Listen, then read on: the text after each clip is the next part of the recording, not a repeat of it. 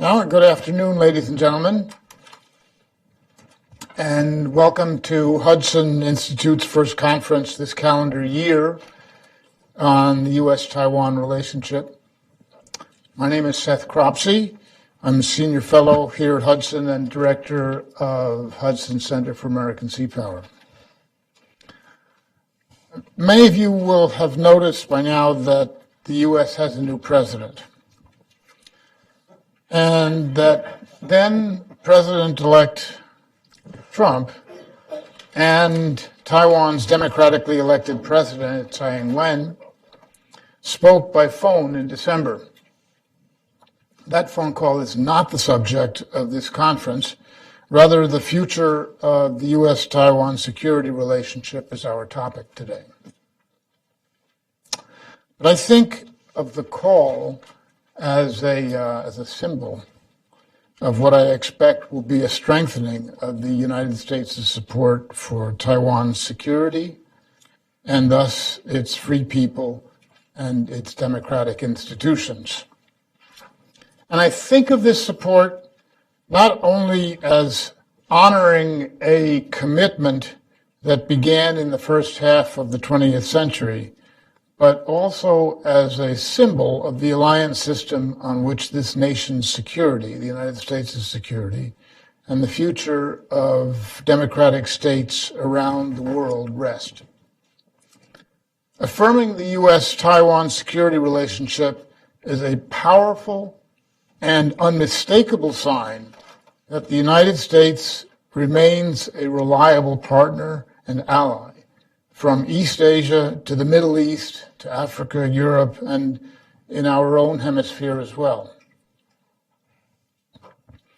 As the world's great power, the U.S. has an unusual responsibility to act and to be seen as a dependable partner. Lately, politicians have squabbled in this country over slogans like America First. This is like arguing whether a hole in the roof must be repaired. There is no doubt that the leaders of democratic states must put the interests of their people first.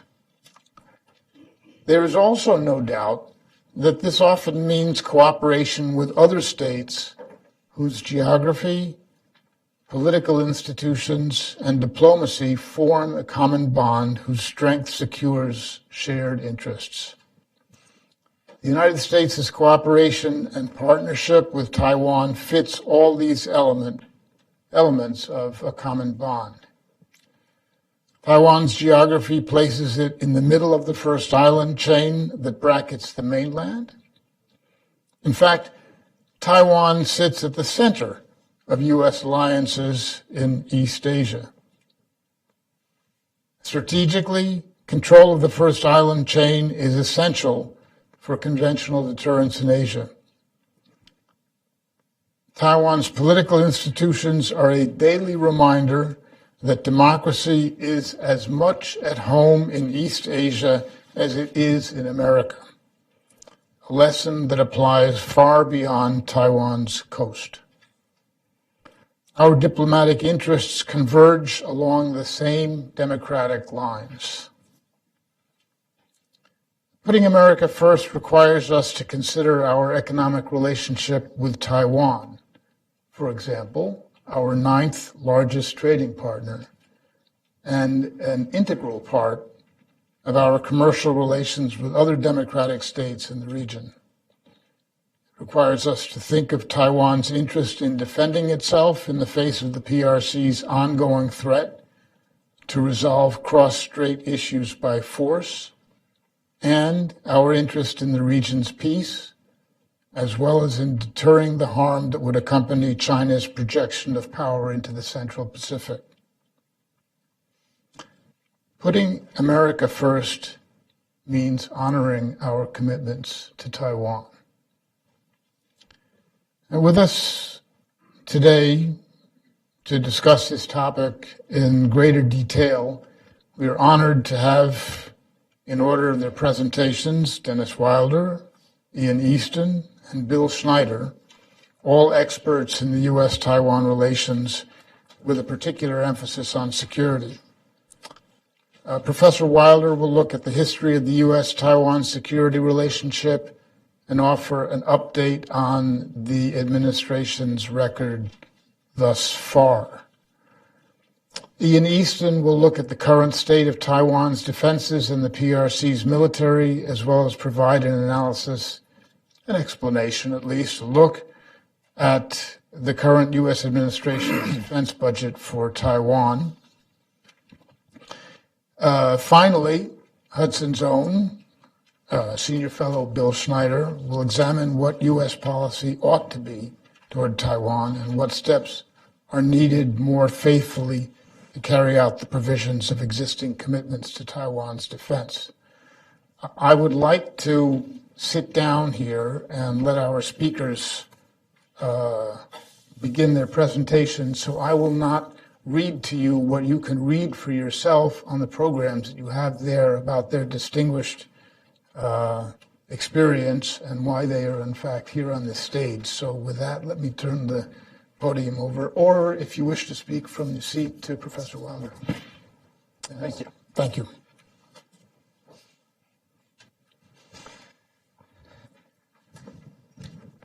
Well, thank you, Seth, for inviting me to speak today and joining this distinguished panel. And thank you to the Hudson Institute for hosting. I guess because I am a newly minted academic, I am going to define the terms of this discussion.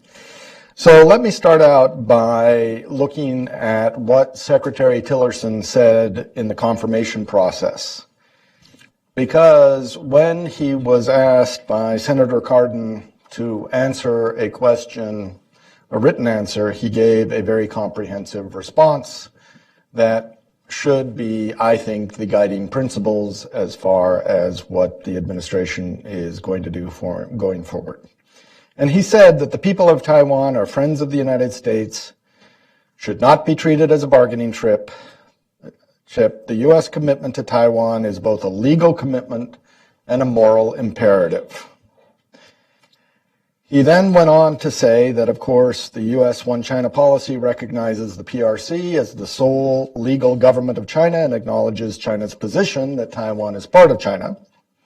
But for our purposes today, what he said next is most important, which is, as required by the TRA, the U.S. continues to provide Taiwan with defensive arms and maintains the capacity to resist any resort to force or other forms of coercion that would jeopardize the security or the social or economic system of the people of Taiwan. He also said the U.S. upholds the six assurances. The key, of course, in his statement for our purposes today is the reaffirmation of the Taiwan Relations Act and the six assurances, which, during my time in government, have been the bedrock of our policy toward Taiwan on the security side.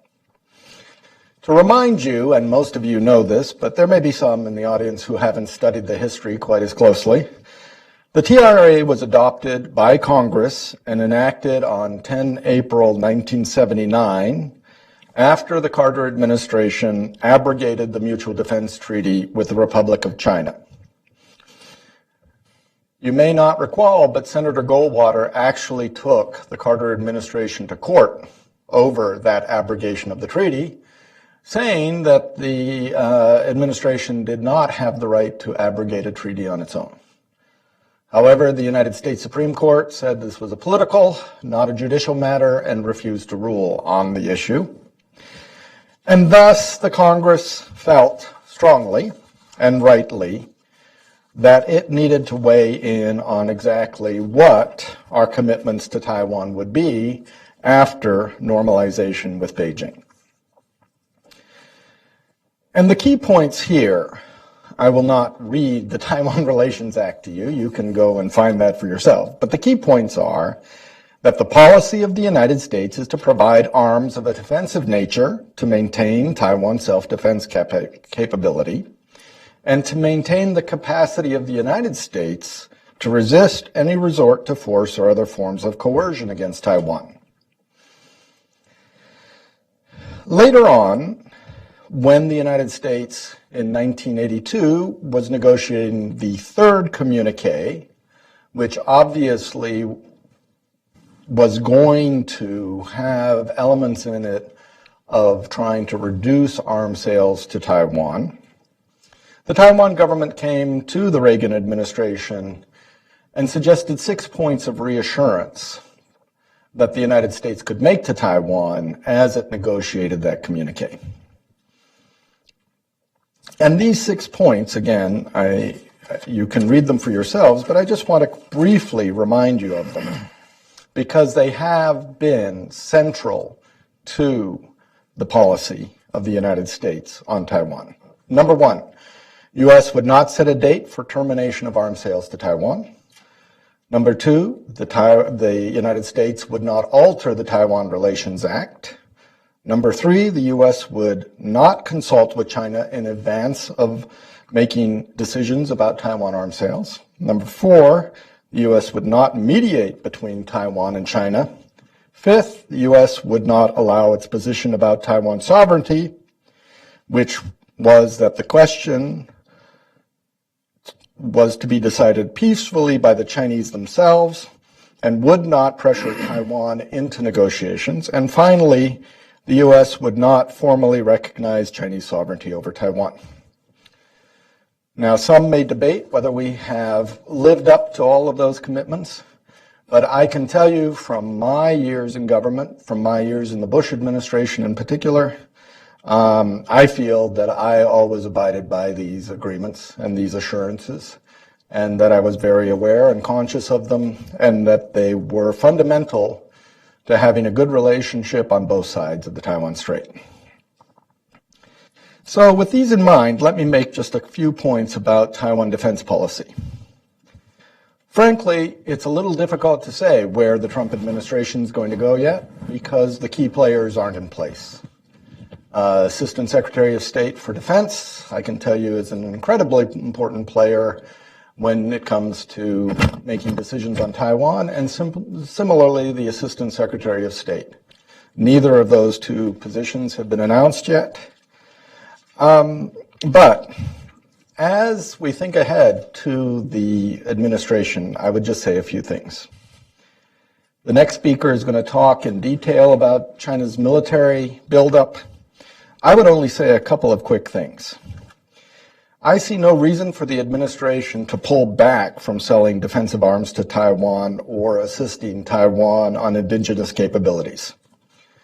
I think the Chinese assertive behavior in the East China Sea and the South China Sea should put the U.S. on notice that Beijing is starting to flex its muscles in the region, that it has abandoned the hide and bide policy, and I think Defense Secretary Mattis the other day warned very well on Capitol Hill when he said China is, quote, shredding trust in the region with its maritime assertiveness. My own view is that we need to concentrate assistance on credible homeland defense for Taiwan, using asymmetrical capabilities to help the people of Taiwan withstand any initial cyber, air, and missile attacks. I think that what Taiwan needs to concentrate on is jointness of forces. If there's any document that I think is one of the most beautifully written documents, if it can be said, of a DoD, it is JP1, the U.S. Doctrine of Jointness. The synergies that you can develop between forces today in space, in cyber, with your services is truly magnificent. And if we can teach Taiwan how to do this and do it well, and they can train to do it well, they will have a credible defense capability. As a former CIA officer, I will also tell you that there is another element of this that I think we haven't spent enough time on, and that is the invisible conflict of subversion. Taiwan needs a whole-of-society approach to defense so that Beijing knows that if their forces try to invade, they will face an insurmountable task in subduing the Taiwan people. Obviously, a key aspect of what I'm talking about is cyberspace. Taiwan's been slow to create the kind of cyber command needed against China's formidable capabilities. And we in the United States are very well aware of China's formidable capabilities in cyberspace. I'm glad that the Ministry of Defense in Taiwan has set up or plans to set up a unit later this year, but I think this needs to be a very high priority in the Taiwan defense budget. Taiwan also needs to study the concepts of whole-of-society defense that are being developed by countries like Poland, Finland, Latvia, and Lithuania in the wake of Russian operations in Ukraine. Believe me, the Chinese are studying what the Russians are doing, and they may have their own little green men strategy at some point for Taiwan, and we need to take it seriously. This is a new aspect of warfare that hasn't been studied very well. There are, though, many U.S. experts in this area. One expert who I talked to before this was a colleague of mine at Georgetown University in Special Operation Forces, and he says that there are many ways we can help Taiwan to develop a much better capability in the area. So to sum up my quick remarks here, Taiwan is up against a formidable task. The key is the will of the Taiwan people to resist with U.S. assistance. I think others will speak to the fact that none of this can be accomplished on the cheap. The people of Taiwan must fully understand that freedom is not free, as we know in the United States, and that in order to have these capabilities, they're going to have to spend more on defense. Thanks.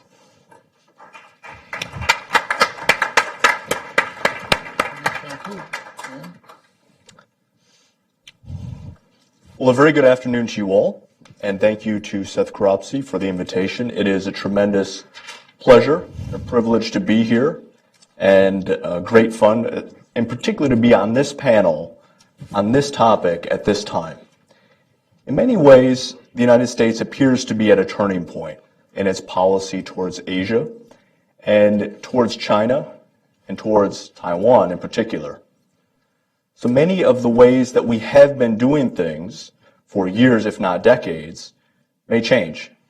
And the way our policy and our strategy looks a year from now, or 2 or 3 years from now, may be very different than the way it has looked in previous years. And so I think this is a very important topic at a very important time. And I thought I might just direct my brief remarks to 2 points. The first is the security situation in the Taiwan Strait, and the second is what the new Trump administration may or may not do to adjust to the reality. So in the first point, we have seen a remarkable deterioration in the relationship between China and Taiwan over the past year. Absolutely remarkable. And what's so remarkable about it is that Taiwan's new DPP government and President Tsai Ing-wen have been so pragmatic and so cautious and have really made multiple attempts across the spectrum to meet China halfway, actually to meet China more than halfway. And despite that, Xi Jinping and the Chinese Communist Party have rejected her attempts wholesale and have really ratcheted up tensions. Now, we saw this before with the KMT government under President Ma Ying-jeou, where Taiwan's government tried to do everything in its considerable power to accommodate China.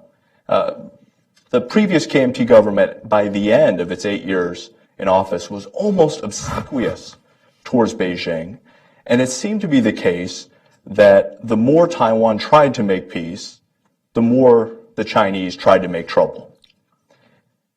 This has not always been the case. This was certainly not the case when Hu Jintao was chairman of the Central Military Commission and the General Secretary of the Chinese Communist Party.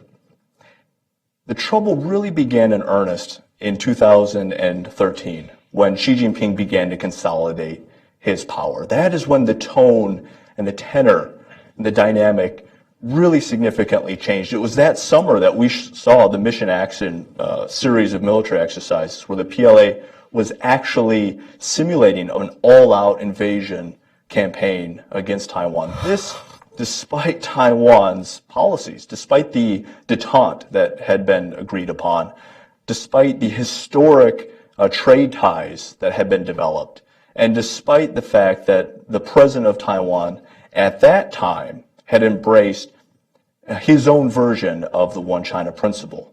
And things only deteriorated from that point. We saw the declaration of the ADAs, we saw the M503 flight line, we saw a series of very provocative military exercises directed against Taiwan, a series of very provocative studies that came out of the Chinese military, the PLA, directed at the invasion and occupation of Taiwan. The entire tone changed with Xi Jinping. And we've seen the same thing happen not just against Taiwan, but against Japan, against South Korea most recently, against the Philippines, of course against the United States. China has become a much more hawkish, much more aggressive, and much less rational international actor under Xi Jinping. And so I think there's very little reason for us to be optimistic that Taipei and Beijing could come to some framework or some agreement for sustaining the status quo. Not because it's not what Taiwan wants. I think the government in Taipei desperately wants to be able to maintain the status quo and peace and stability in the Taiwan Strait. But that's not what Xi Jinping wants. So I'm not saying that's not what China wants, because he does not represent the will, of course, of the Chinese people. He's just the leader of the Chinese Communist Party and the military. But that's what he wants. And I think it's very difficult if you look at his track record, his spoken statements, his military visits, all the activities that have transpired under his leadership. It's very difficult to make the argument that Xi Jinping wants peace and stability in the Taiwan Strait, that he wants to maintain the status quo. Clearly he does not. Clearly his plan is to piece by piece, step by step, to dismantle Taiwan's democracy, to subvert Taiwan, to change Taiwan, and ultimately to annex it or to conquer it, and to bring on an oppressive and alien form of government over the Taiwanese people, a form of government that nobody in Taipei, nobody in the government, nobody in the military, and none of the citizens, none of Taiwan's 23 million citizens could ever accept. And so the Taiwan Strait flashpoint is back and is growing more dangerous. And it's likely to grow far more dangerous in the years ahead. In this environment, I think the solution, to the extent that there is any solution to this kind of problem, I think the response that we take in Washington and the response that Taiwan is starting to take, and rightfully so, is to prepare for the worst case scenario, is to start to invest more into hard power, to invest more into the types of capabilities that would deter, hopefully, Chinese aggression, and if necessary, in that nightmare scenario, defeat Chinese aggression. And so, in that regard, I think there is reason for cautious optimism with the new Trump administration.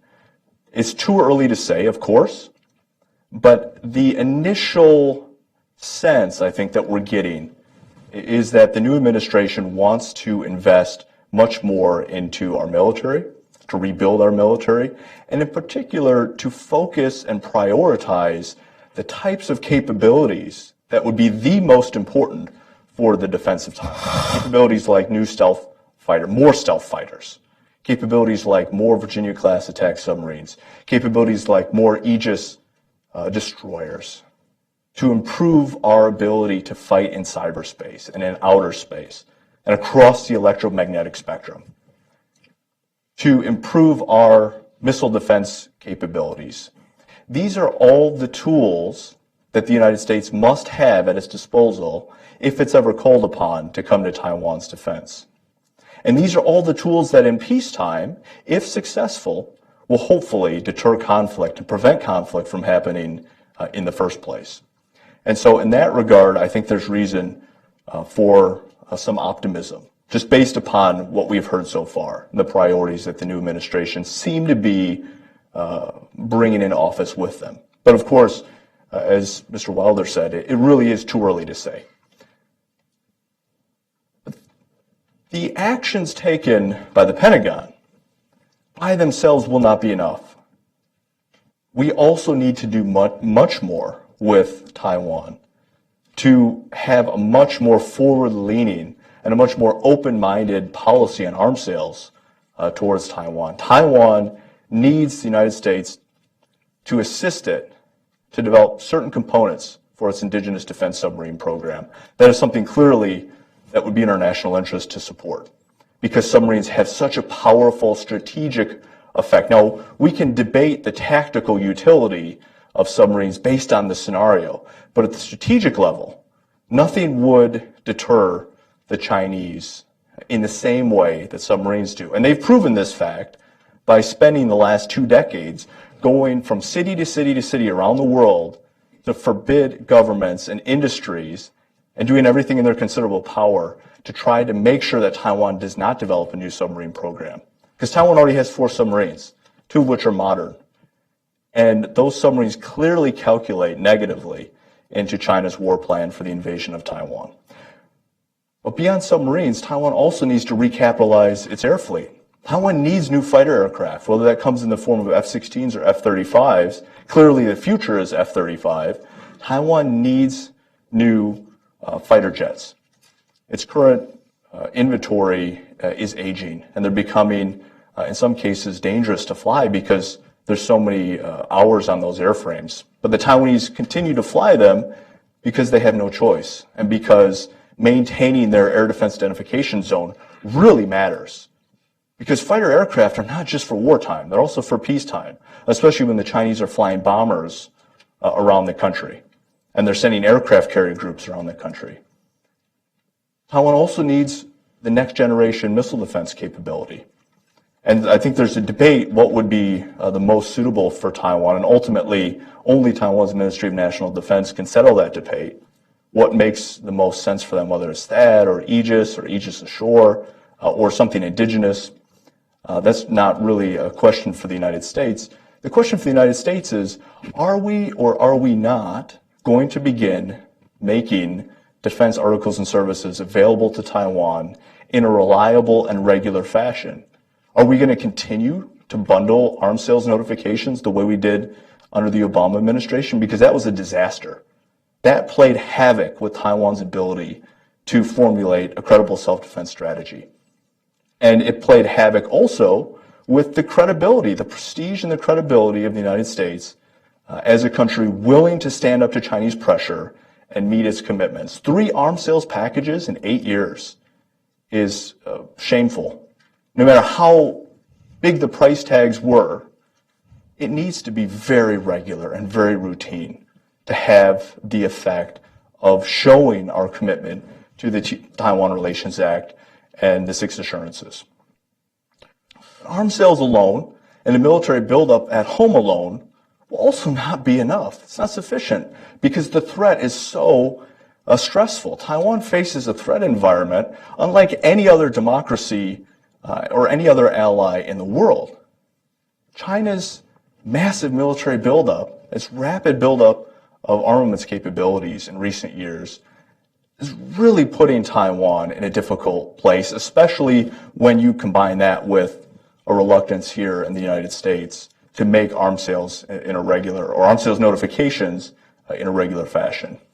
We also need to begin inviting the Taiwanese Navy to RIMPAC, the Rim of the Pacific Naval Exercises in Honolulu, and to invite the Taiwanese Air Force to Red Flag in Nevada, to invite the Army to Fort Irwin and the National Training Center in California, to invite the Marine Corps to 29 Palms in California so they can have access to world-class urban warfare training environments, which they so desperately need. There's so many tools at our disposal for helping Taiwan have a credible self-defense capability. There's so many initiatives that are waiting to be pushed forward. It only takes political courage and political wisdom, and hopefully we'll get that in Washington. Now, there's no guarantees. It still is too early to say, but hopefully we'll start to see some of this out-of-the-box type thinking as we go forward, So there's a lot of work to be done in Washington. There's a lot of work to be done in Taipei. And then, of course, there's a lot of work to be done across the region in Tokyo and Seoul, across the region for the democracies of Asia and of the Pacific to stand shoulder to shoulder to make sure that the American-led international order, rules-based order that respects rule of law and human rights and universal values, to make sure that this is not subverted and broken, and to make sure that our relationships, which we've forged over decades, in some cases forged with blood with our allies, to make sure that these are not split apart, because that's exactly what Beijing is attempting to do at the current time. This is happening in South Korea most recently, but it's happening across the board. And so we need to make sure that does not happen with Taiwan, because the stakes for getting this wrong are so high. And so I will conclude with that thought and turn it on over to Mr. Schneider, who will give you a much more detailed appraisal of what we might do. Thank you.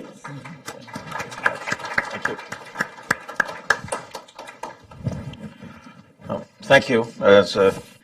I appreciate this opportunity to discuss this very timely question. As we have a change in administration, it is always an opportunity to review the ways in which we can do better in terms of both national security and regional security. And Taiwan and the U.S. have had a security relationship since 1954, after the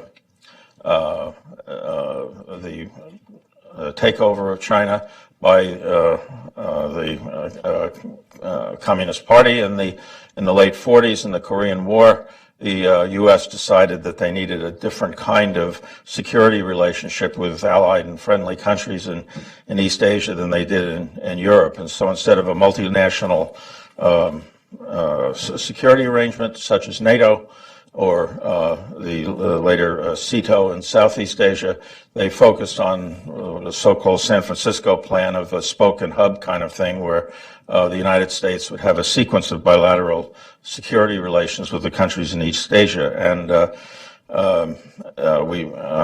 bilateral Sino-American Treaty of 1954, which survived until 1959, was the bedrock of our security relationship with China. And after normalization, as was discussed, both the U.S. and China needed a way to manage the question of relationships with Taiwan that would retain the peace and stability in the region. And I think in that respect we have a framework that is a viable framework for maintaining the interests of all parties. That is to have a peaceful transition, if that's what the people of China and Taiwan want, and to have it worked out by them over time.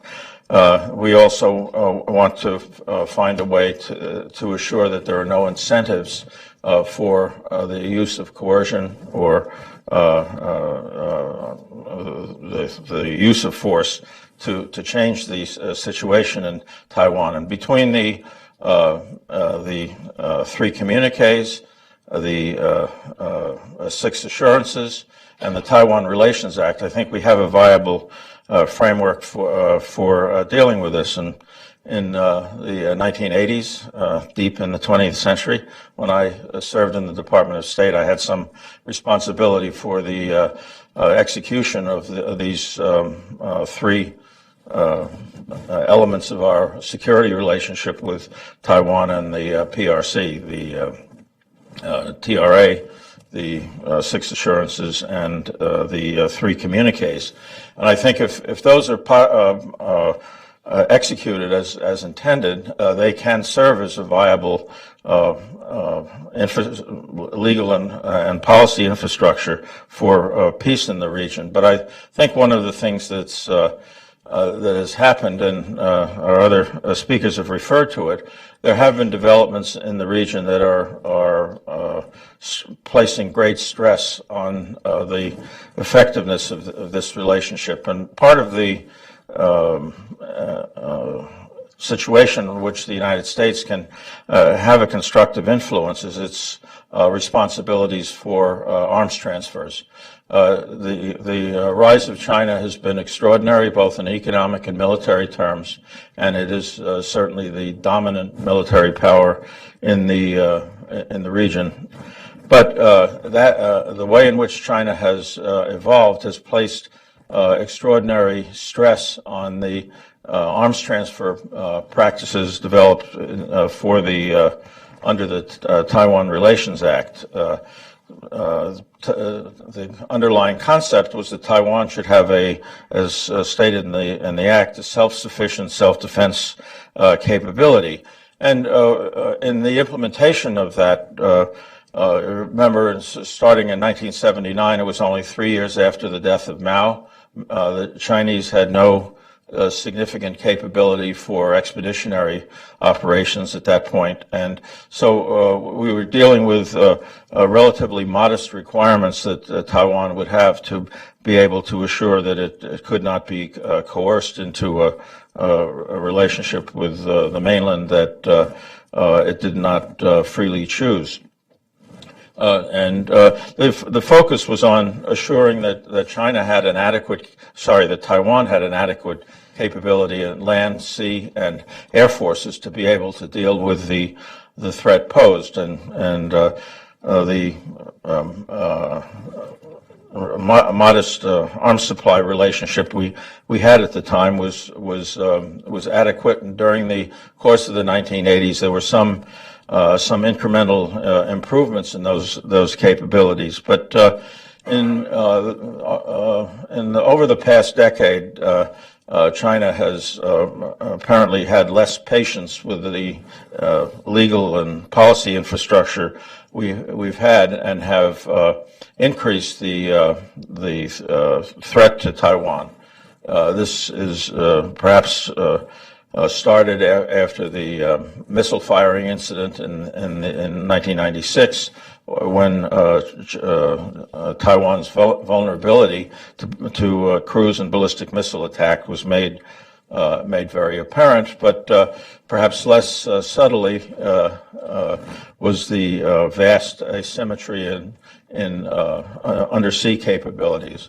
While Taiwan had a few submarines, two of which were purchased from the Netherlands in the mid '80s, but the procurement was interdicted for political reasons. As a result, Taiwan was left with a very small undersea capability at a time when there was a very substantial technology transfer from Russia to China in the development of advanced diesel electric and more recently air-independent propulsion systems for submarines for China.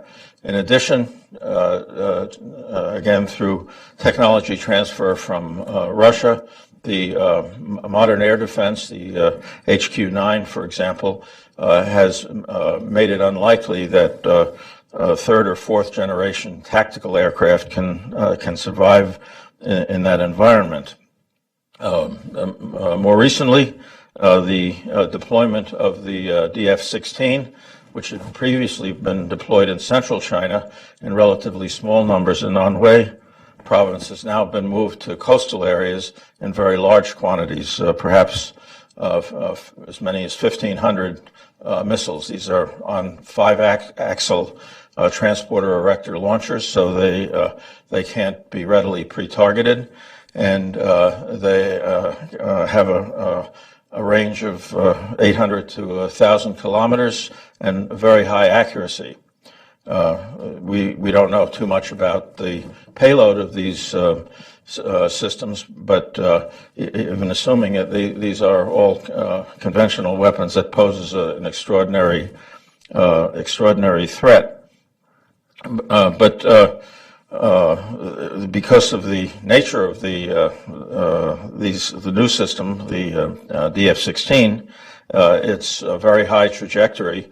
It means that its closing velocity is very high and could not be intercepted by the Patriot missiles, at least the ones that Taiwan has.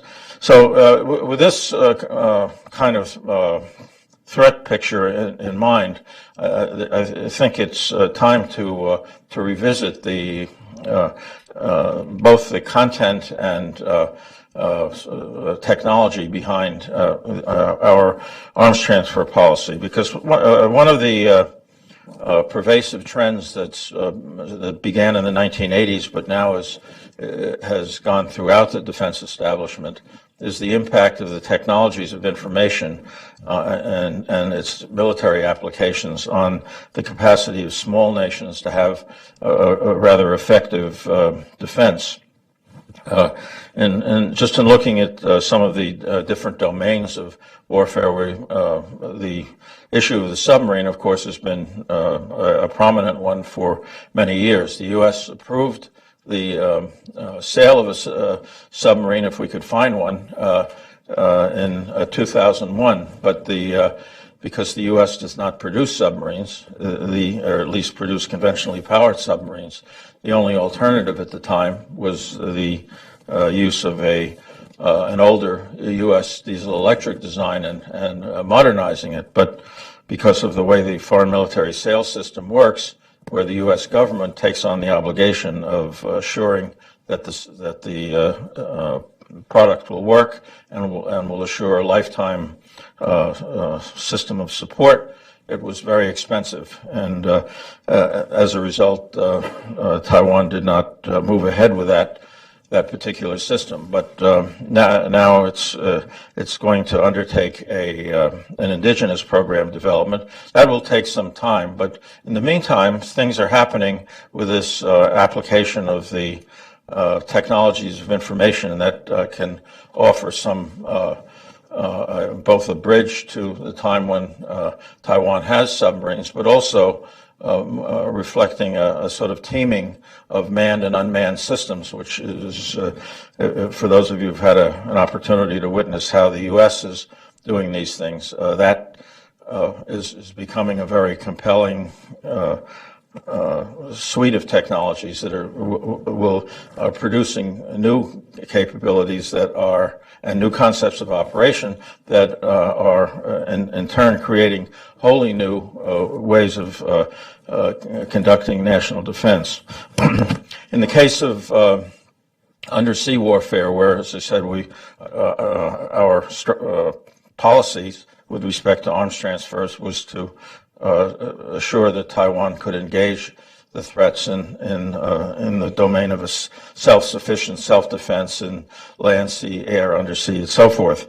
The development of unmanned systems for undersea warfare is proceeding very rapidly, in part because many of these platforms are already in use in civil applications for oceanography and bathymetric research and so forth that enable there to be a commercial market for these unmanned platforms. These unmanned platforms can carry sensors, and the seabed can be instrumented so that through the use of unmanned systems, the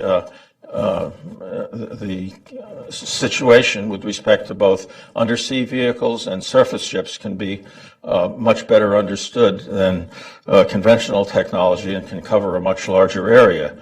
So having a networked undersea sensor capabilities then can be augmented by existing weapon systems or, as they come online, manned submarines as well. Another application of modern information technologies involves the technologies of autonomy, artificial intelligence, man-machine interface, and so forth.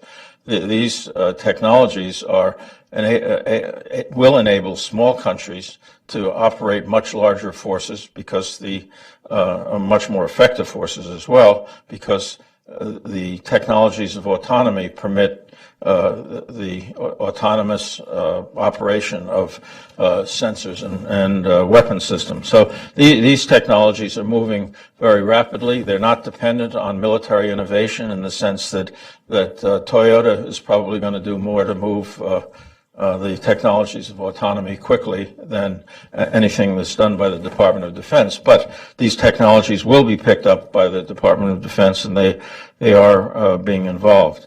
Not far behind are the technologies of directed energy. When combined with autonomy, can produce very effective air and missile defenses.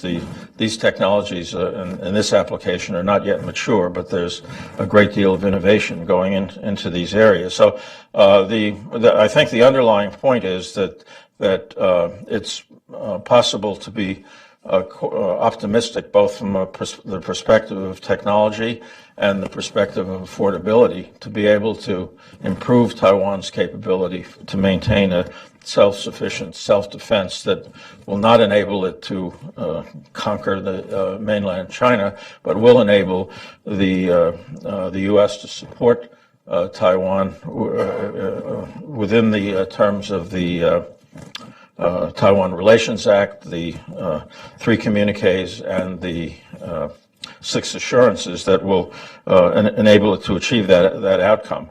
It requires some change in thinking in the sense that even though Taiwan has a very sophisticated scientific and industrial economy, its defense establishment has focused on technologies that are largely incremental improvements of systems that were fielded in the 1970s and 80s, and it now needs to think in a modern fashion about using modern technology that is going to be used by armed forces everywhere, including China, to create the conditions that will enable a peaceful evolution of relations between Taiwan and the mainland, so that the aims of this infrastructure of policy and diplomatic and legal arrangements that have served our interests for nearly 40 years can continue. So thank you. Be glad to answer questions.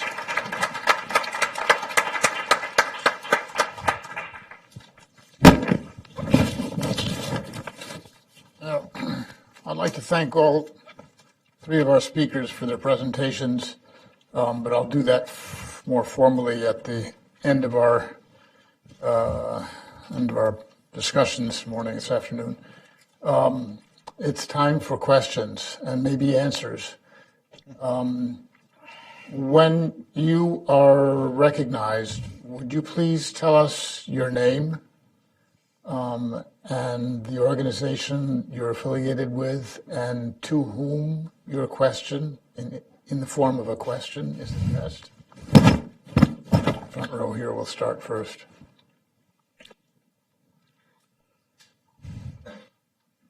Thank you. John San with CTI TV of Taiwan. Taiwan has just officially launched its indigenous submarine program. Since the U.S. is not doing diesel-electric submarines anymore, in what concrete ways can the United States help Taiwan in this regard? Will the United States be able to overcome whatever Chinese opposition to this? As a quick follow-up, will the Trump-Xi summit have any impact on U.S.-Taiwan relations, including security relations? Thank you. The questions are addressed to all panelists. Thank you. Well, I at least talk about the submarine. The U.S. actually has an industry that supports submarines, both conventional and nuclear. For example, Australia was having difficulty with its conventional so-called Collins-class submarines, and the U.S. firm General Dynamics worked with Australia to help resolve the problems in that submarine. So the industrial base and scientific base is there to do it. One should not underestimate the formidable task of developing a submarine from scratch. It's and hence my interest in finding some other things that will help Taiwan until they are able to actually build a submarine. And so the emphasis on using some of the new technologies, I think, might be usefully considered as part of a whole undersea system of which a manned submarine is one part. Well, as to the question of will the forthcoming meeting between President Trump and General Secretary Xi Jinping, will that affect our approach to Taiwan or arms sales to Taiwan?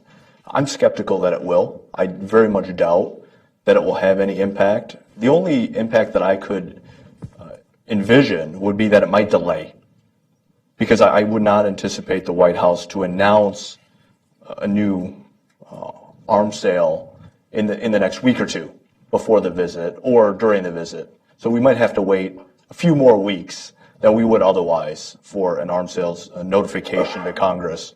But other than that, I'm quite optimistic that this meeting will not have significant effects on our relationship with Taiwan, the type of which people have been worried about. I know in recent weeks, I was in Taipei last week, and there was an odd sense of pessimism on one side, depending on who you talk to, and then a wild optimism on the other side, depending on who you talk to. I'm more in the optimistic camp. I am not as sanguine about this summit as my colleague, and I'll tell you why. I have worked on summits before. I have done all of the paperwork. I've been in the deputies and principals processes. I'm a little worried that we are rushing into this summit on the U.S. side. I mean, it's supposedly, if the dates that we hear are correct, in early April. The Chinese side, to me, is much more prepared for this meeting than the American side. After all, as I said before, many of the key positions aren't even filled within the administration.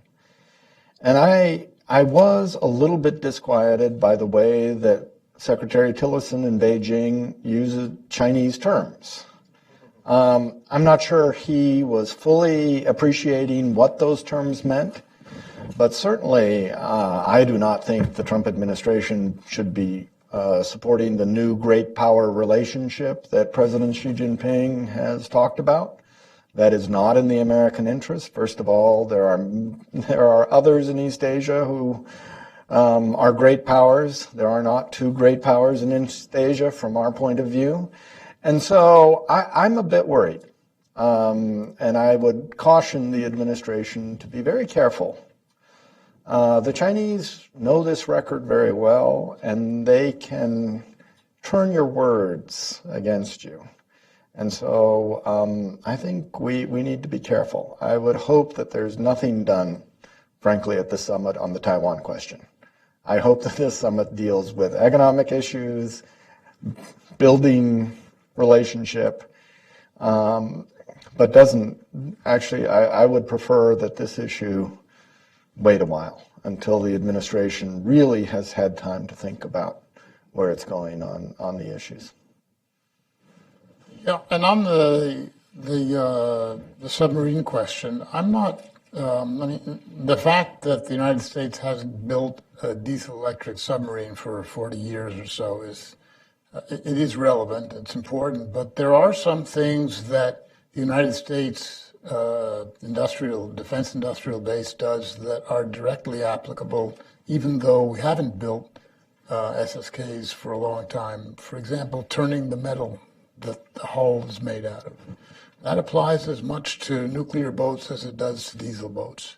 Combat systems integration, that also has applications to a diesel-electric submarine. So the fact, just to reiterate, the fact that we haven't produced one doesn't mean that we can't be very useful.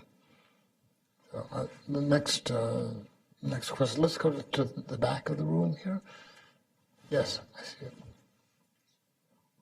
Russell Shao with the Global Taiwan Institute. Excellent presentations. My question has to do with hoping you guys can think a little bit more long term. I know there's a lot of near term things that we have to resolve before in the immediate, but there's some prominent American strategists have suggested that in order to reach a new modus vivendi with China, that the United States should consider even rescinding the six assurances. This question is for all the panelists, but do you agree with such an assessment? And B, what does the six assurances achieve that the TRA alone cannot? So maybe perhaps leave that to the panelists to discuss. Well, just a few things from my own recollection. When the three communiques were signed, the PRC negotiators pressed us for decisions in each one of those areas that's now become one of the six assurances. And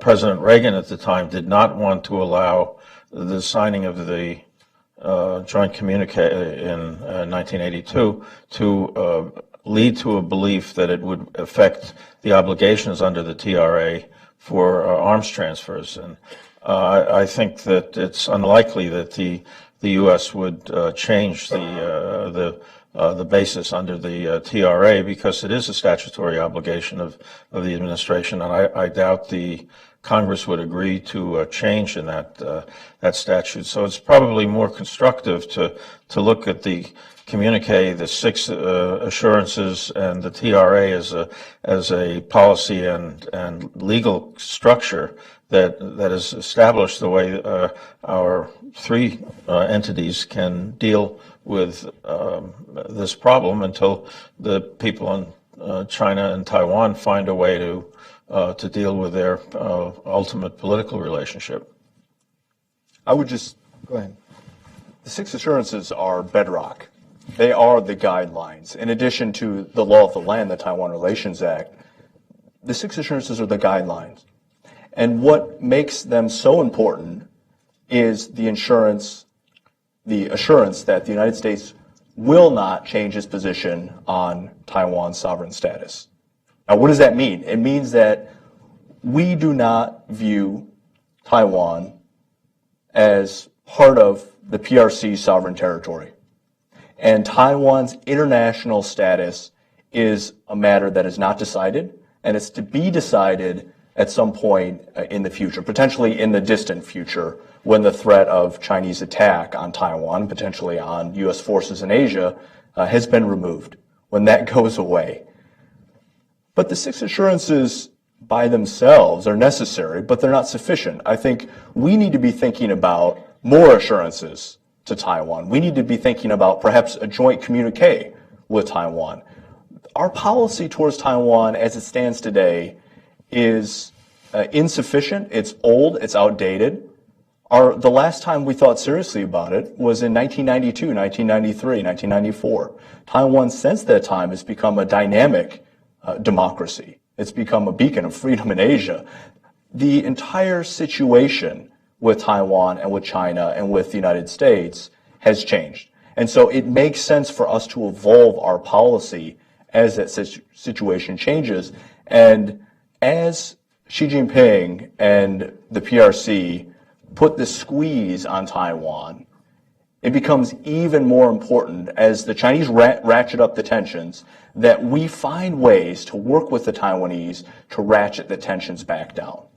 And I think that's why we need to be thinking much more creatively, not just about the past, but about the future and what we want to do in the future with Taiwan.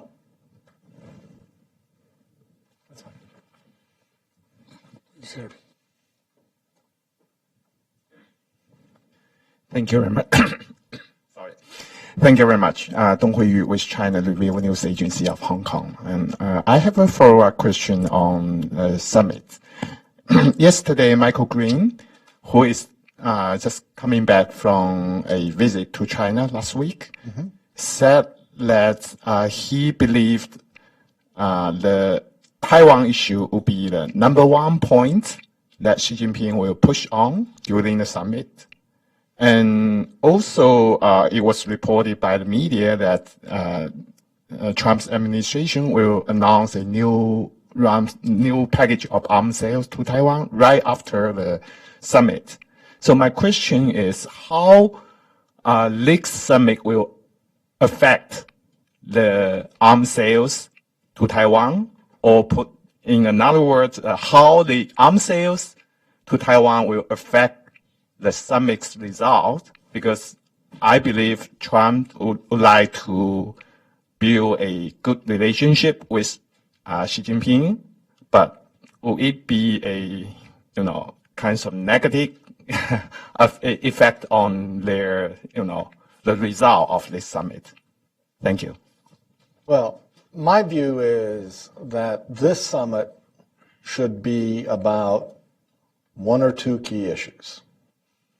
The first one has to be North Korea. We are in an incredibly dangerous situation on the North Korean issue. The North Koreans are moving toward having nuclear-tipped missiles capable of striking the continental United States. Experts disagree, but it could be 3 years, it could be 4 years, it could be 5 years, but there's no question that they're making progress in this direction. China has to get serious about this problem. Earlier this year, China talked about coal and cutting off coal, and there were big headlines. I am now talking to experts who question whether that decision really had much validity, since the point was that they were actually, in the first 2 months of this year, reaching the limit in dollar amount that they could buy from North Korea under their agreements to UN sanctions. Because anthrax coal in China has gone up in price, and so volume versus price, they were already at their limits. If that's the case, then China didn't get serious with the coal ban. President Trump needs to be very clear with Xi Jinping that China has got to get serious about this problem. Or, as Secretary Tillerson said in Korea, all options are on the table. China needs to take ownership of this issue. Another of my colleagues, you mentioned Mike Green, but Victor Cha has made the point that I think is a very good one, that if China wants us to go back to the table, this time they pay for anything the North Koreans want. In all the other negotiations, what happened? The United States was left to pay for either light water reactors or coal or fuel for the North Koreans. No. This time, China needs to have skin in the game. So if Wang Yi wants us to go back to the table, great. But what's China going to put on the table? How is China going to guarantee this time that the North Koreans behave correctly and live up to their agreements? Because every time we've had an agreement with the North Koreans, they violated it. So that's a long-winded answer but I think this is the key question of the summit. I think if Xi Jinping wants to discuss Taiwan, President Trump ought to say, fine. When I come to Beijing, we'll have a discussion of Taiwan, but right now the issue is North Korea. I have a slightly different view. I think it would be good for President Trump to engage Chairman Xi in a discussion on Taiwan. This would be a fantastic opportunity for a president of the United States to do something that our president has not done for far too long, and that is to stand up to the leader of China and to demarche him to his face and to say his buildup of offensive destabilizing ballistic missiles across from Taiwan is unacceptable. That has not happened in a long time. China has drastically ramped up its deployment of missile systems across from Taiwan. These are missiles that the United States and the Soviet Union and then the Russian Federation outlawed. We outlawed, and we continue to outlaw per the INF Treaty because they are so dangerous and so destabilizing, and yet the United States government has said nothing. Nothing. Now is a great opportunity for the president to do that. And if he wants to go even farther, to reiterate our commitment to Taiwan's defense and security at a time when the Chinese are ratcheting up the pressure on Taiwan and trying to further limit Taiwan's international space. I think they should have that discussion and make sure that the United States comes on strong right out of the gates, that we don't hide from this issue any longer. Obama tried to hide. The latter half of the Bush administration tried to hide from this issue. Now, wait a minute. Do not go there. This is ridiculous. We didn't hide in the Bush administration from this issue. And I think you need to talk to the government of Taiwan and ask them their opinion of what you want him to say before you say that he should come on with a policy that is that provocative with Beijing. I don't see how that's provocative at all. To demarche China for deploying offensive missiles, to demarche China for threatening Taiwan at a time when Taiwan's government is under such extreme threat, it would be spineless to do otherwise, in my view. And I don't think this president terms like is spineless and terms like capitulation to Beijing that you're suggesting that other administrations have done, I think are irresponsible terms in this situation. We have a way to go forward on this issue, and we need to protect the people of Taiwan. We do not need to create a situation in which they are put at risk because we want to look tough. Well, it wouldn't be posturing if it's private. Oh, I don't think you could keep something like that private. Well, then that would be a leak worth having. Look, since it's clear to me that our two panelists are so close to agreement at this point, I'd like to ask Bill Schneider. Yes, well, just a couple of points on it. First, I think the top leadership of two major states tend not to try to find opportunities to have a confrontational meeting at the outset, and I think it's unlikely, even though both sides will likely to present a mature and coherent position of their national interests. The idea that either are likely to break up a first meeting with this kind of confrontational rhetoric, I think is unlikely. It's just not the way these things work out. But I think both sides will probably have to call attention to their respective concerns. There was an article this week in the South China Morning Post about one of the advisors to the State Council, I believe, on Taiwan, saying that there was pressure now for China simply to, quote, absorb Taiwan into to China, which suggested doing so by force, and it's sort of additive to all of these other incidents we've had that are I think the U.S. side would not see as helpful. And I suspect the parties will ventilate some of these, but I don't see the meeting as an opportunity for either side to make the next meeting difficult to schedule. They're going to be meeting often. President Trump has expressed a view that he's going to be president for 8 years, and if that's the case, we'll have plenty of opportunities to vent. But I don't think either side has an interest in a destructive relationship from the outset. Question in the back there. China Times. Jeanette Jiang, China Times. Ian, you mentioned that Americans should invite Taiwan to join the RIMPAC, the Ring of Pacific exercise. I just want to ask the panelists' opinion on this, because it's not only involved in America or Taiwan or China. Actually, in the area, there's a lot of other countries actually involved in this exercise. So how the possibility will be in practice? Thank you.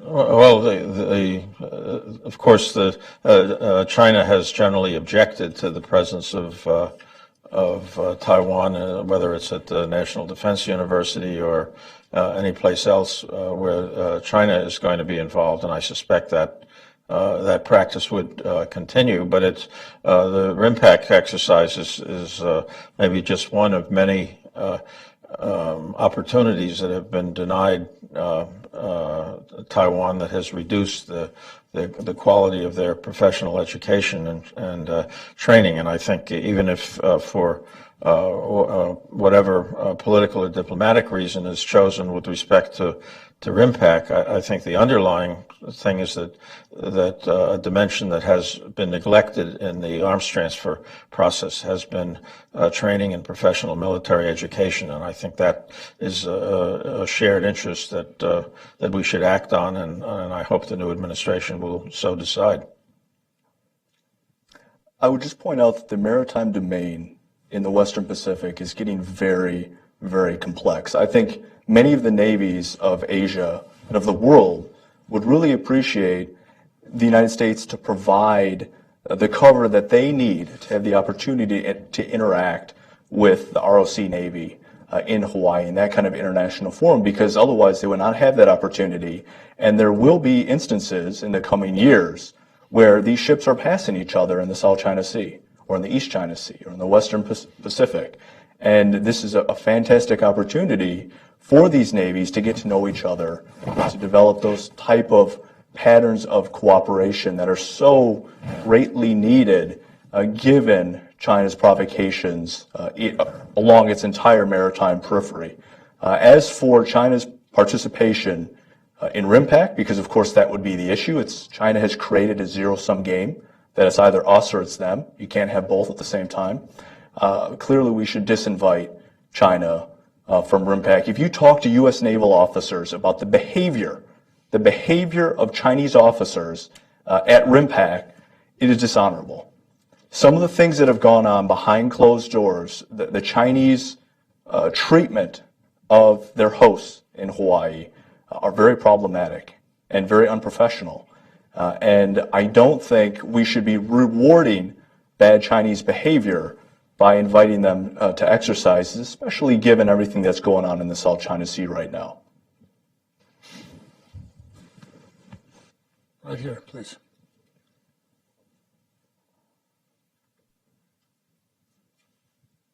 Humphrey, I'm an intel analyst, and a former diplomat too. And I'm wondering if we've been serving as a mailbox for communications between Japanese intelligence and South Korean intelligence.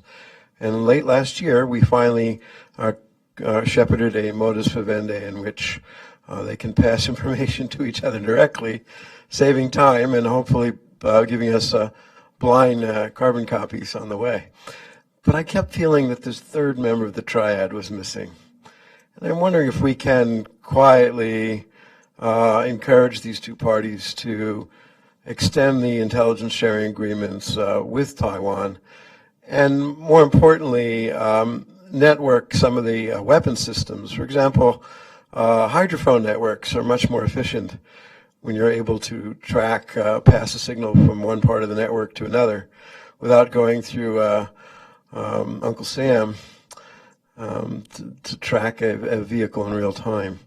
So that's I think a huge force multiplier that we need to address. Is it possible, or are the Japanese and Koreans just going to be too afraid of China to do anything along those lines? I think the inhibitions to such collaboration are probably diminishing as China is simultaneously increasing the threat to all three countries. And some of the new technologies that are coming along, the advanced fiber for having much higher data rate exchanges between sensors undersea and things of that sort would make this undersea network of sensors much more efficient and might reflect an opportunity to have the same kind of sharing of undersea data that we have to some degree with terrestrial and airborne information, and space-based in some cases. Yes, please. Here. everybody for a really interesting panel. My name is Catherine Blakely. I'm from CSBA. Two questions on the Taiwanese side. We're expecting a white paper, I understand, imminently, with potentially a major increase in Taiwan's defense spending. What, if any, major shifts should we expect to see in Taiwan's defense posture coming out of this white paper? Secondly, you alluded earlier, I think it was Ian, to issues of jointness in Taiwan's forces. I understand there's also significant recruiting and retention issues. So following on from this white paper, what is the appetite and the capability of implementing major shifts within the military forces and the Ministry of Defense of Taiwan? Well, my understanding is that President Tsai herself has been talking to the Defense Ministry about being more forward-leaning, looking to the future a little more strongly, and I completely support that. I think that what was said earlier about looking at the future threats, instead of thinking about sort of what we need today, but thinking more out into the future of warfare is what I see, and I think Mr. Schneider was saying, was what Taiwan needs to see. That there are these autonomous vehicles, there is cyberspace, there is, this battlefield of the future is very different from the battlefield of past conflict. And Taiwan needs to come up to speed. One of the problems Taiwan has is they're cut off, frankly, from the world and from these ideas. One of the things we can do is to bring to Taiwan what we are learning about modern warfare and the capabilities that they need to add to their arsenal. And I think this is a really crucial issue, and I hope that whatever the Ministry of Defense in Taiwan does, they put more into cyber, they look at these new technologies, they look at autonomous vehicles and artificial intelligence. This is where warfare is going. And then the other issue I raised was the subversion of Taiwan, the clandestine capabilities China has, which I think Taiwan has got to take seriously as well. So I would just point out that Taiwan has actually had a cyber command since 1999. They just didn't call it as such. If you look at the order of battle of the Taiwanese military, they have had a cyber command even before the United States did. And they are on the front lines, and they've long been on the front lines of the cyber battle with China. Oh, I don't think so. Taiwan is a test bed for a malicious code that the Chinese come up with. And if you talk to FireEye or many of the other cybersecurity companies that are U.S.-based, they rely very heavily on Taiwanese analysts for their abilities. I used to work at a software company in Taipei as a translator, and so I got to learn firsthand while I was there some of the hacking capabilities that the Taiwanese have, because that was something some of my colleagues did for fun in their off hours, some of the programmers at the company. Taiwan does have some significant capabilities in this regard, and we would, I think, all benefit, both of our countries would benefit from closer cooperation in this realm. As for the new QDR that Minister of National Defense Feng released, I believe last Friday, he went before Taiwan's parliament and presented it. It's not available online yet, I don't think. It's certainly not available in English. It'll probably take a few more days for that to happen. But according to his testimony before the LY, one of the biggest changes to Taiwan's national strategy going forward is to focus more on a missile-centric defense.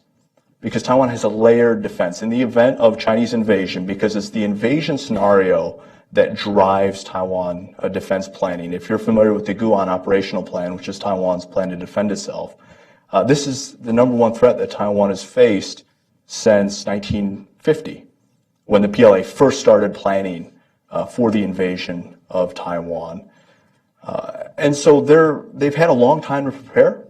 They've studied this to death. If you read MND's professional military literature, the journals that come out of the Army, the Reserve Command, even the engineers and the special operations, they all have their own professional technical journals. And it's just incredible, some of the things that they've come up with, some of the very innovative systems that they've developed to defend against that threat. And a big part of that is developing cutting-edge cruise missile capabilities, anti-ship missile capabilities, air defense missile capabilities. Taiwan actually has a longer-range, faster anti-ship missile than the U.S. Navy does, which is remarkable. They have reportedly a very capable cruise missile program, and that has finally been confirmed. Of course, this is a program that goes back to the 90s, if not to the 1980s, but it's now officially, apparently in the new QDR, something that is going to be publicly acknowledged in order to have that deterrent value. Because there are many capabilities that if you keep them secret indefinitely, they won't help you prevent war. And so sometimes it's valuable to bring out some of your capabilities, not all of them, of course, but some of them, to show the Chinese that if China does engage in massive cyber attacks on Taiwan or mass ballistic missile attacks on Taiwan cities, that they'll pay a cost for that. That's what the name of the game is all about in terms of deterrence. And I think that's a very positive development that we're likely to see. Rex? Excuse me. Rex Webber, Northern Resource. And this question is for Seth. Given that China is already militarizing the second island chain through the creation of islands in the South China Sea, what should be U.S. maritime posture in the region to counteract that, and what's probably the most realistic and greatest threat to Taiwan, which may not be a D-Day type invasion, but rather a blockade? Thank you. The U.S. position, of course, is based on its appreciation of international law, that it has the right of passage for not only commerce but naval and air combatants through these international waters. The Chinese positions, from a military perspective, are very vulnerable. That if there were a full-scale conflict, they would not be able to hold those positions. I think the experience of Imperial Japan showed that a tight grip on little islands is not a good strategy. And so I think although the Chinese have militarized it, I think that's a bit of an exaggeration of the projection of Chinese power. It's really to stabilize their diplomatic position, but everything we've heard so far from the administration is that they intend to retain the right of freedom of navigation and do not consider the South China Sea an inland sea as China has suggested, and seem likely to me to continue it and perhaps even have more forceful demonstrations of freedom of navigation. I would push back a little bit on the idea that the blockade is the most dangerous scenario facing Taiwan. A blockade is the most likely. It's the most likely, but it's not the most dangerous. A blockade would be very difficult for China to pull off over a long period of time. The type of timeline that would be required to have the coercive effect on Taiwan that Beijing would desire. Blockade is easier to do than invasion, of course. Invasion is almost impossible when you're faced with the type of layered defenses that Taiwan has already developed and continues to develop. No successful amphibious operation in human history has ever been carried out in the face of a robust defensive missile regime, a robust reconnaissance strike regime, the likes of which Taiwan has developed. And there are many other reasons why the invasion scenario is the least likely of all possible scenarios. But of course, it's the most dangerous, because this is the only scenario where China could actually conquer and occupy Taiwan, which of course is the CCP's ultimate objective. The blockade, you can ratchet up pressure on Taiwan, and you can force the Taiwanese to back away from some kind of constitutional revision or some kind of statement that the president may have made that offended the Chinese to an extreme degree. But a blockade could not force Taiwan to submit to occupation. That would take an invasion, and the invasion is much, much harder to pull off. So I think the blockade is likely, more likely, but certainly not as dangerous.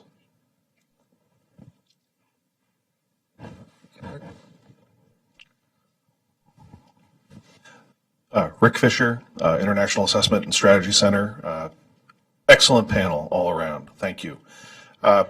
When the Chinese also mention next generation technologies, the combining of artificial intelligence, weaponization of information spheres, they also include dominance of outer space.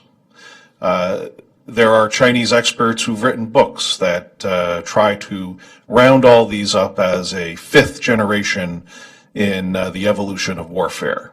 And we can see very clearly that they're working on all the pieces and are centralizing the development or the identification, development, and then projection of these future capabilities within their strategic support force.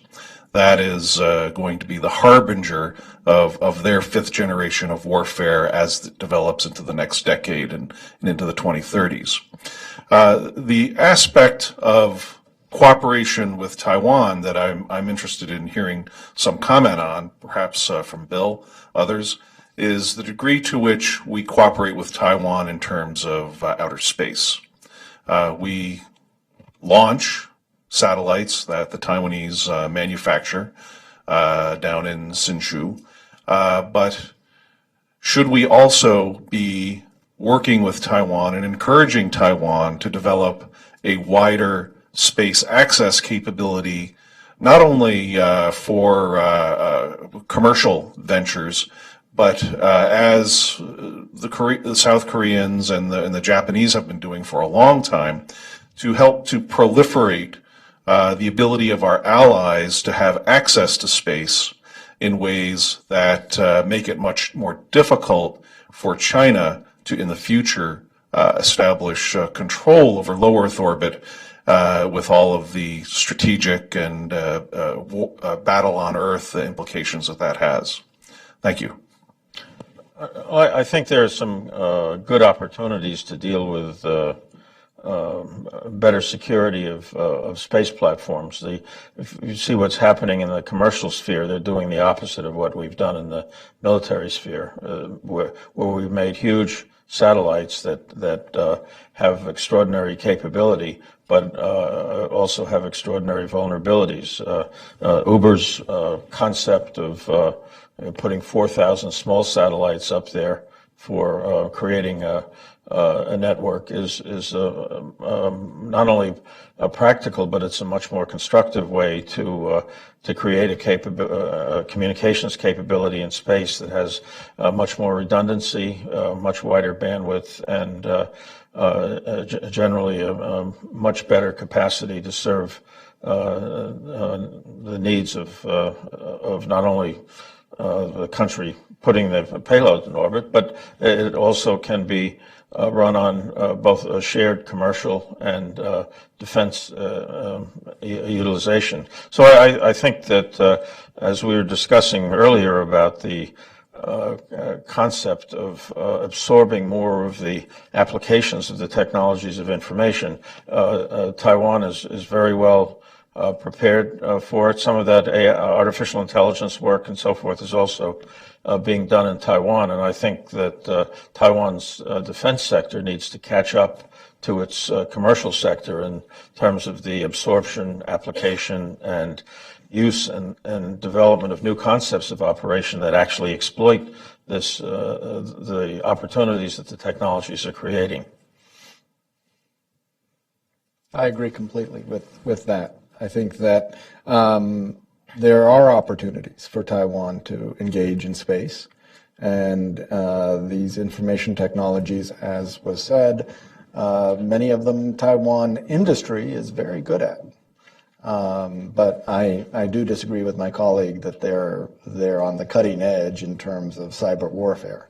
In a $10 billion defense budget, with all of the things they have to do, it's hard for me to believe that they can be on the cutting edge in cyber warfare. Okay, I think we have time for one more question, and that will be overtime. So, here. Vissel Faso, freelance writer.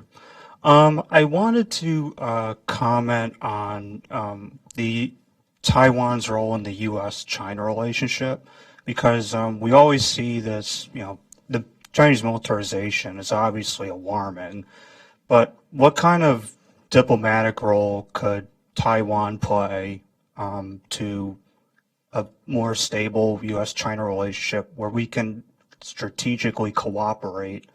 And that's it. I think there's been some efforts to try and get Taiwan integrated into some international institutions, for example, that don't have the politico-military sensitivities that others might, where Taiwan and China both may have opportunities to contribute. So far, that hasn't been a very successful approach, because China's concerned about conferring any sort of political or diplomatic legitimacy on it. But perhaps there may be some new opportunities, and that would be, it seemed to me, would be a constructive path for the new administration to pursue in terms of trying to develop some of these opportunities that may have been offensive to China when it was smaller and weaker, but now may see as something that could be seen as a constructive diplomatic development.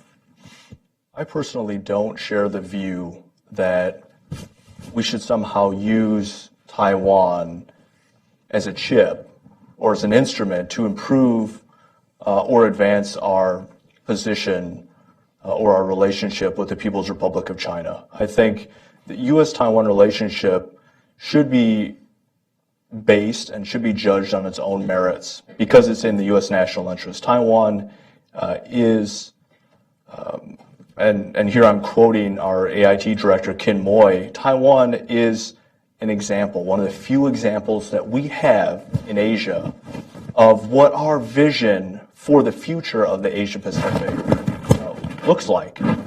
Taiwan is a role model. It's a role model for countries across the region.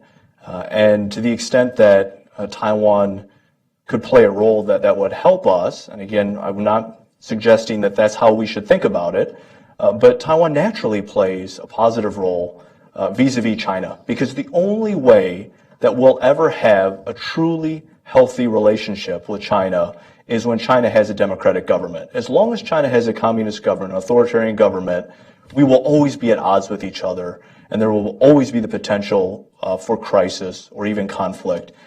And so Taiwan's example, its democratic example, it's the first Chinese-speaking country in history to become a successful democracy and to respect human rights and to embrace universal values.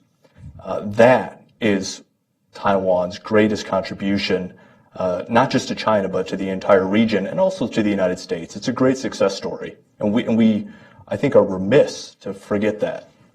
I'm going to surprise everybody by agreeing on that question. I think that it is the wrong way to frame the issue to say somehow that Taiwan can help us resolve these problems. What we've said in our history is China and Taiwan must figure out their relationship. They must, if they're going to ever come to an understanding, it's got to be one that both sides agree to and no coercion. And let's let them figure this out. And we figure out our relationship with Taipei and we figure out our relationship with Beijing, but we don't, this is one of the key points in the Taiwan guidelines, the 6 assurances. that we're not going to force anybody to negotiate. We're not going to pre-notify our Taiwan arms sales to Beijing for their approval. These are very sensible ways of dealing with the issue, and I think we continue. Well, panel, these are really excellent presentations, and I appreciate your joining us today and sharing your insights with the group. I'd like to thank all of you for coming out today as well.